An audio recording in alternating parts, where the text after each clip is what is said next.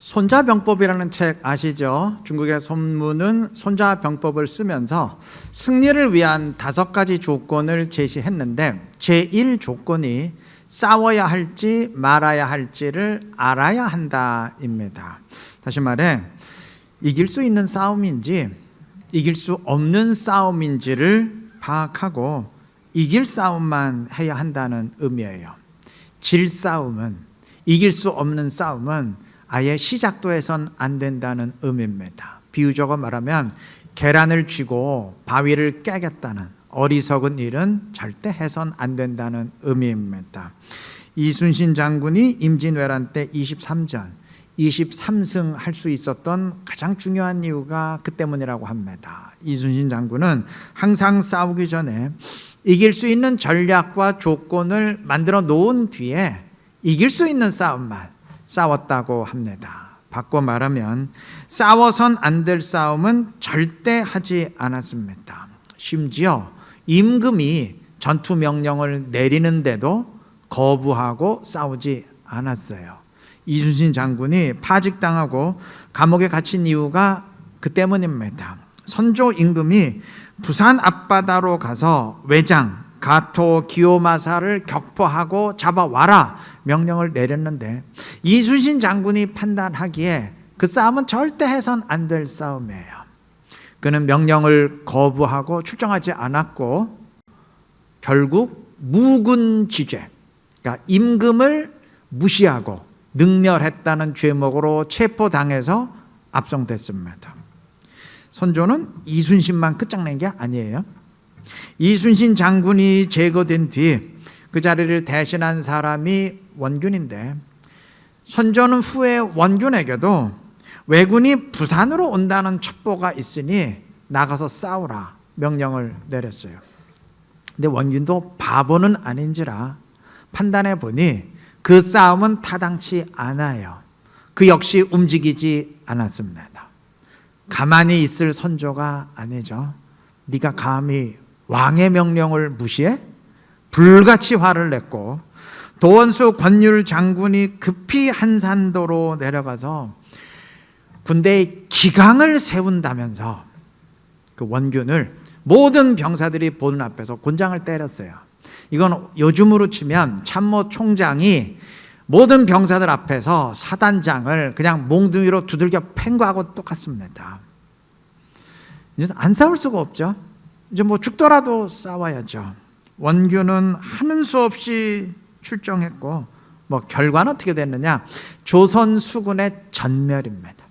그 딱 한 번의 전투에서 조선의 수군은 단 한 척의 배도 남김없이 전부 가라앉았어요. 그러니까 결국 따지고 보면 조선의 수군은 선조가 박살을 낸 것이죠. 이게 싸워야 할 싸움과 싸우지 말아야 할 싸움을 구분하지 못한 결과입니다. 싸우지 말아야 될 싸움을 억지로 싸우게 했으니 뭐 패배는 뻔한 거 아니겠습니까? 손자병법이 제시한 승리의 5가지 조건 가운데 마지막 5번째가 뭔지 아세요? 장수는 유능해야 하고 임금은 개입하지 말아야 된다. 섬뜩하죠? 야, 이거 꼭 우리나라 임진왜란 예견하고 하는 말 같다. 뭐 그런 느낌 안 드세요? 저는 그런 느낌이 들던데요. 예, 맞아요. 싸워야 할지 말아야 할지를 알아야 된다. 임금은 절대 개입하지 말아야 된다. 이 2가지 원칙만 지켜줬어도 임진왜란의 역사는 바뀌었을 겁니다. 영적으로도 마찬가지입니다. 싸워야 할지 말아야 할지를 알아야 됩니다. 싸워야 할 싸움과 싸우지 말아야 될 싸움을 분별해야 됩니다. 오늘 신명기 1장 마지막 부분부터 2장 첫 부분 읽었는데 40절은 너희는 방향을 돌려 홍해길을 따라 광야로 들어갈지니라 하나님의 명령을 전달합니다. 이 명령은 이스라엘이 가나안 땅 바로 앞 가데스 바네아에서 정탐꾼들의 보고를 들은 뒤에 우린 절대 저 땅 못 들어간다. 우린 절대 가나안 족속과 싸워서 이길 수 없다. 애굽으로 돌아가자 하며 반역했을 때 하나님이 내린 명령입니다. 지금까지 이스라엘의 방향은 가나안이었어요. 이날까지 가나안에 들어가기 위해서 광야를 행진해 왔습니다. 그러한 이스라엘에게 하나님은 너희는 방향을 돌려라고 말씀하십니다. 못 들어간다는 얘기죠, 이제는. 그러니까 이들의 방향은 더 이상 가나안이 아니에요. 그런데 참 사람의 마음이 간사해요. 하나님이 가나안에 들어가라 명령할 때는 우린 절대 못 들어간다, 싸우면 다 죽는다 거부했던 이들이 하나님이 그래? 그럼 너희 가나안 못 들어간다 하니까 또 마음이 바뀌었어요. 그래가지고 우리가 잘못했습니다, 들어가 싸우겠습니다 하고 다 일어섰어요. 왜 꼭 청개구리처럼 반대로 하나요? 아니, 싸우라 그럴 때는 못 싸웁니다 그러고, 그래 싸우지 마라 할 땐 또 싸우겠습니다 하고, 왜 바꿔서 하나요? 41절의 증언입니다. 너희가 대답하여 내게 이르기를 우리가 여호와께 범죄하였사오니 우리 하나님께서 우리에게 명령하신 대로 우리가 올라가서 싸우리이다 하고, 이거 싸우지 말라 그러니까 지금 이들이 보인 반응이에요. 들어가 싸우겠대요. 이들은 정말 가나안에 들어가서 가나안과 싸웠어요. 정복 전쟁을 펼쳤습니다. 결과가 어떻게 됐을까요? 여지없는 참패예요. 당연하죠. 아니, 객관적인 전력으로도 도저히 이길 수 없는 상대인데 하나님이 들어가지 말라 명령까지 내렸으니까 이길 수가 없는 거죠. 뭐 지는 게 뻔한 것 아니겠습니까?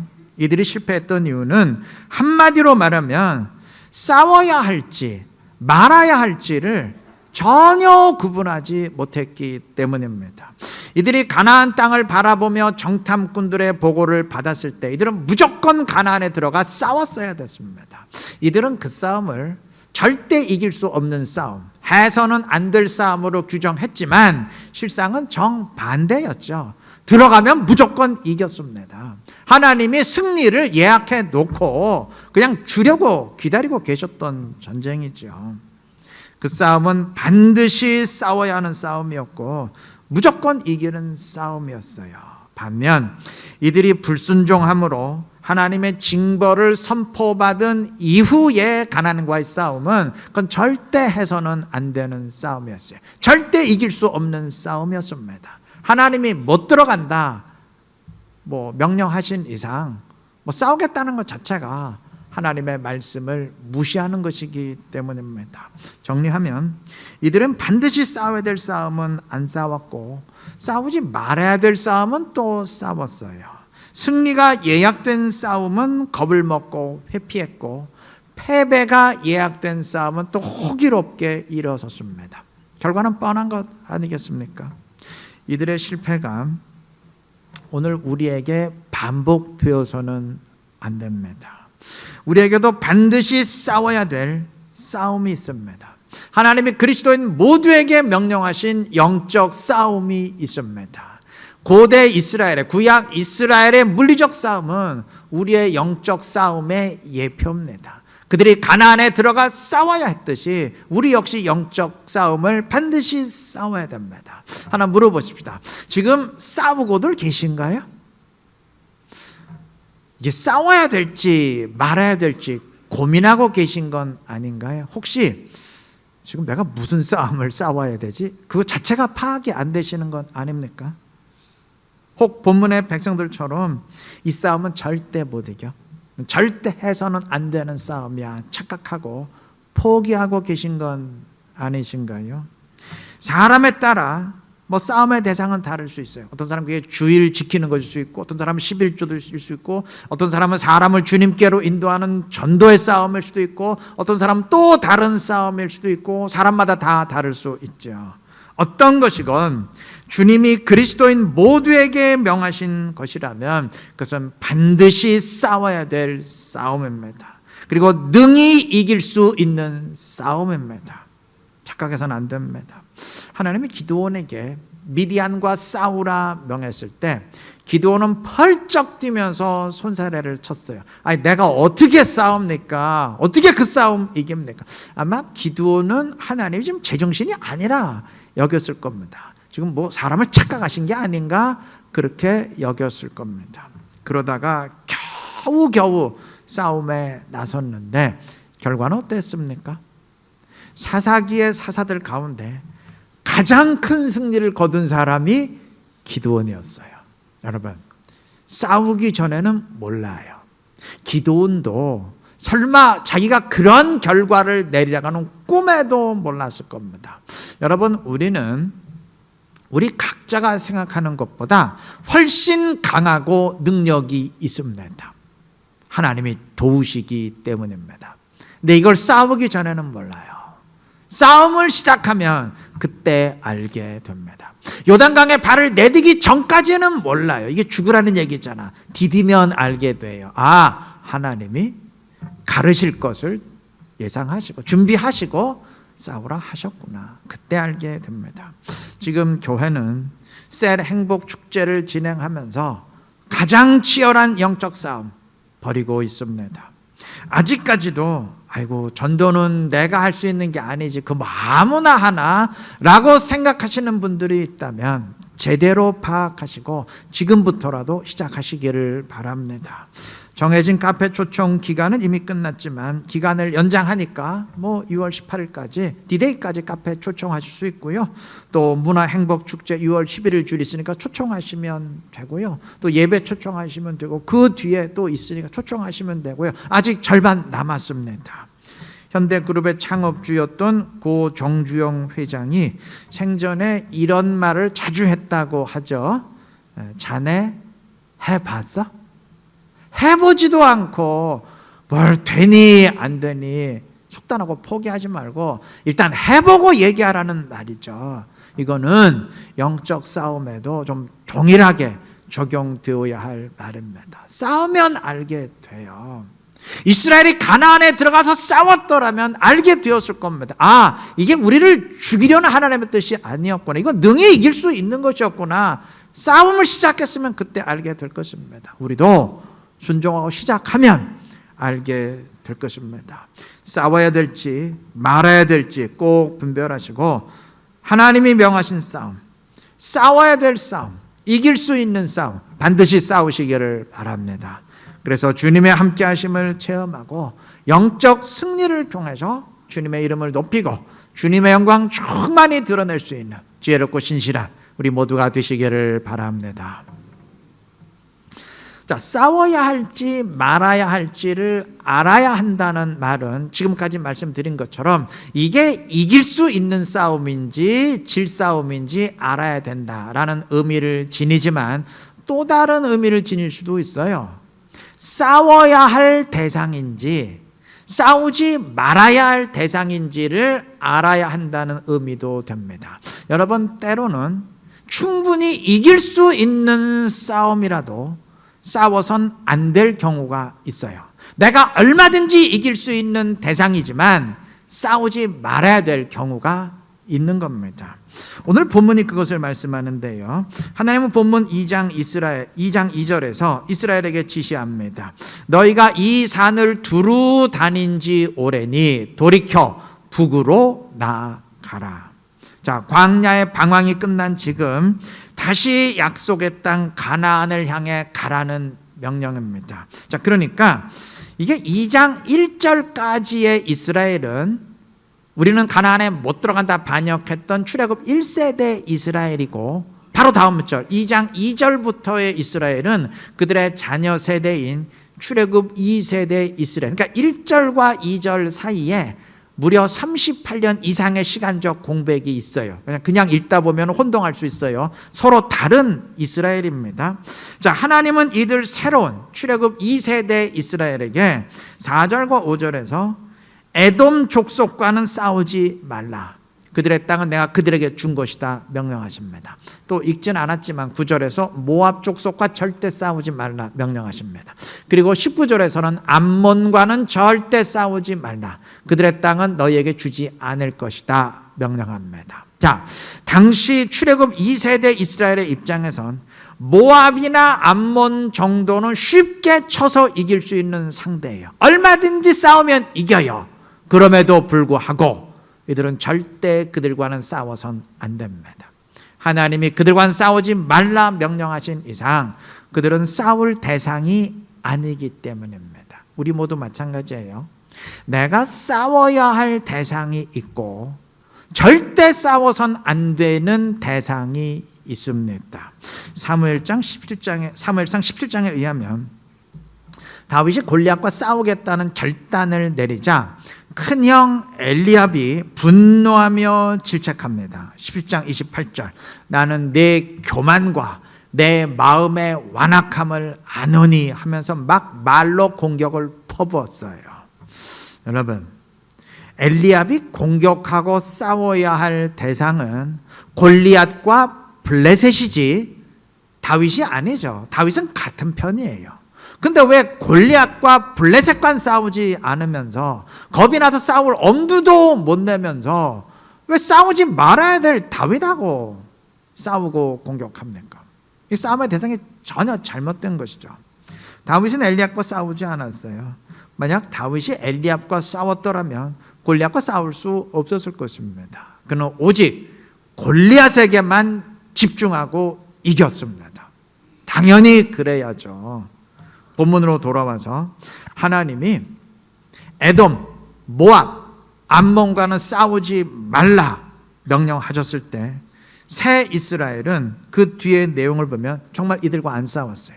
에돔과 싸우지 않았습니다. 얼마든지 이길 수 있음에도 모압과 암몬과 절대 싸우지 않았습니다. 그 대신 그들은 헤스본 왕 시온과 싸워 이겼고 바산을 쳐서 땅을 빼앗았습니다. 하나님이 그들과 싸우라 명하셨기 때문입니다. 그러니까 정리하면 새 이스라엘은 싸우지 말아야 할 대상과는 싸우지 않았고 싸워야 할 대상과는 싸웠어요. 제대로 한 것이죠. 우리 모두 마찬가지입니다. 우리도 반드시 이렇게 해야 됩니다. 싸우지 말아야 할 대상과는 싸우지 말고 싸워야 할 대상과 싸워야 돼요. 그런데 안타깝게도 대한민국 교회들은 이걸 제대로 하지 못하는 경우가 너무 많아요.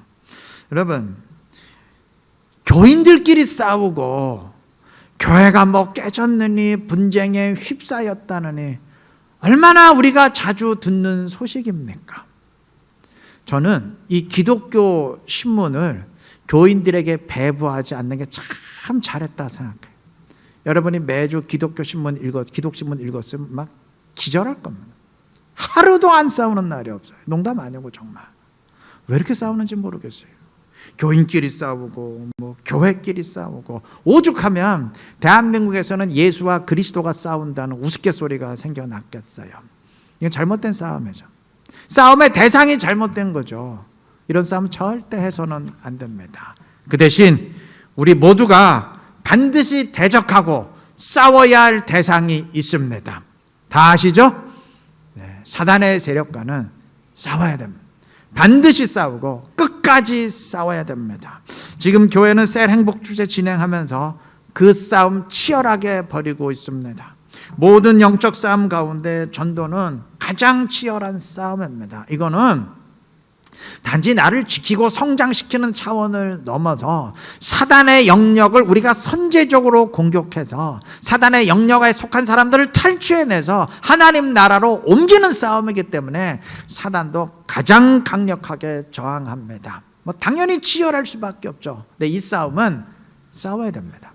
반드시 싸워야 됩니다. 싸우지 말아야 될 대상과 반드시 싸워야 될 대상 꼭 구분하시기를 바랍니다. 싸우지 말아야 될 대상과는 절대 싸우지 마시되 반드시 싸워야 될 대상과는 반드시 싸우시기를 바랍니다. 성령을 힘입고 싸우시기 바랍니다. 언제부터인가 이 땅의 교회는 부흥이 끝났고 퇴보의 길로 접어들었어요. 이유가 많이 있겠죠. 가장 중요한 이유는 우리가 기도하지 않고 싸워야 될 싸움을 싸우지 않기 때문입니다. 싸우면 주님이 인도하시고 이기게 하실 텐데 이건 안 싸우니까 주님이 승리를 주시려도 주실 수가 없어요. 주님께 간구하시고 싸우시기를 바랍니다. 오늘 이따 부흥이라는 찬양을 부를 거예요. 우리가 싸우면 다시 한번 하나님이 이 땅에 부흥의 불길을 허락해 주실 줄로 믿습니다. 주님의 능력으로 싸우시기를 바라요. 그러니까 주님의 이름으로 승리하고 주의 뜻을 이루어가는 지혜롭고 신실한 우리 이루는 게 모든 성도님들 되시기를 바랍니다. 2장 1절은 말합니다. 우리가 방향을 돌려 여호와께서 내게 명령하신 대로 홍해길로 광야에 들어가서 여러 날 동안 세일산을 두루 다녔더니, 이거 지금 2장 1절입니다. 아까 말씀드렸죠? 2장 1절까지의 이스라엘은 반역했던 출애굽 1세대 이스라엘이라고. 자, 이들은 광야를 방황해야만 했습니다. 그러니까 이 구절이 말하는 여러 날 동안은 문자적으로 며칠 동안이 아니고 이들이 광야를 방황해야 했던 38년 이상의 긴 기간을 말하는 겁니다. 자, 2장 1절은 이 기간 동안 이스라엘이 두루 다녔다라고 말했는데, 여기서 두루 다녔다라고 번역된 히브리어 원어는 피했다, 우회했다라는 의미예요.